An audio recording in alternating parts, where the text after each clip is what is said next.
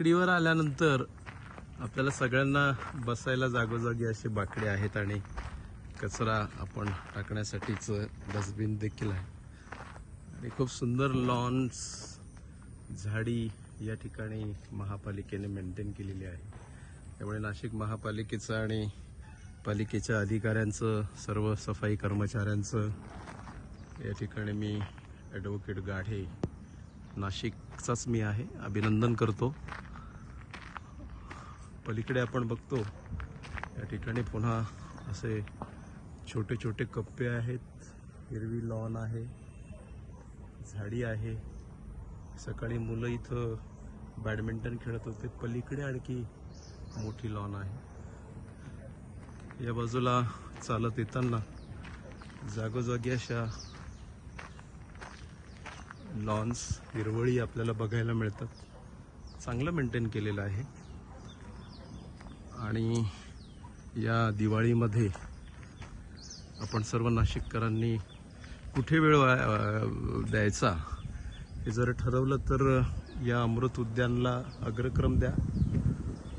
आणि आपण बघू शकाल खूप चांगल्या पद्धतीने या ठिकाणी हिरवळ मेंटेन केलेली आहे. ते पुढे आल्यानंतर मंदिराच्याच बाजूला पाण्याची टाकी आहे. स्वर्गीय सुभाष भाऊ कारभारी शिंदे जलकुंभ अमृत उद्यान हे उभारण्याचं काम सुरू आहे. आणि ही प्रशस्त लॉन आहे. बघा, आपण ही हिरवळ आहे. इथे आपण छोटेखानी पार्टी करू शकता, वाढदिवस करू शकता आणि आपल्या स्नेही नातेवाईक मित्रांसोबत इथे आपला क्वालिटी वेळ देऊ शकतात. झाडी दाट आहे. ऊन वाटायला लागलं तर झाडाखाली आपण बसू शकतो. सगळ्यात महत्त्वाचं म्हणजे कुटुंबाला आल्यानंतर लहान मुलांना काही खेळायला लागतं.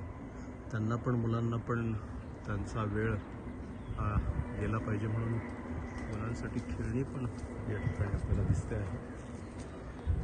तर कुटुंब आल्यानंतर आपण मोठे कुटुंबीय आपला वेळ वेगळ्या पद्धतीने घालवू शकतात. मुलांना पण खेळायला या ठिकाणी जागा आहे. तर मुलं देखील छान पद्धतीने इथे खेळू शकतात. आता हे टाकीचं काम सुरू असल्यामुळे काही मटेरियल या ठिकाणी आहे. बाकी हा परिसर सगळा इतका सुंदर आहे. या ठिकाणी अजून एक महादेवाचं मंदिर आहे, पुरातन मंदिर असं. आणि या मंदिरामध्ये सुद्धा मखमलाबादकर आणि सर्व नाशिककर येतात. आणि असा हा परिसर अतिशय सुंदर आणि छान मेंटेन ठेवलेला आहे. जरूर या. नमस्कार.